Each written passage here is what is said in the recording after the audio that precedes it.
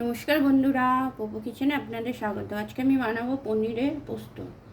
পনিরের পোস্ত বানানোর জন্য আমি এখানে নিয়েছি পনির ছোটো ছোটো টুকরো করে, আর এখানে নিয়েছি স্বাদ মতো চিনি, পোস্ত, এখানে নারকেল, কাঁচা লঙ্কা আর সাদা তেল। আমি পোস্ত, নারকেল, কাঁচা লঙ্কা একটা পেস্ট বানিয়ে নেবো। এখানে কড়াইতে আমি সাদা তেল দিয়ে দিচ্ছি।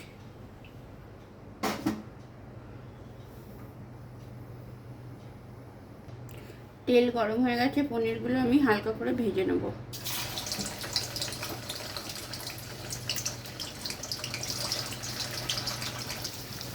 পনির ভাজা হয়ে গেছে, আমি ওগুলো তুলে নিচ্ছি।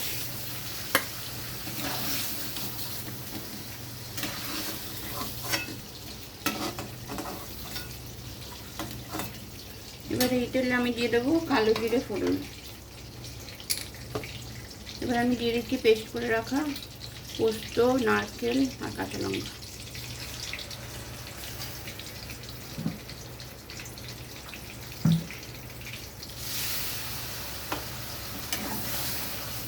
এবার আমি এতে দিয়ে দিচ্ছি মশলা ধোয়া জল, সামান্য একটু জল দিয়ে দিলাম। এবার দিয়ে দেবো লবণ,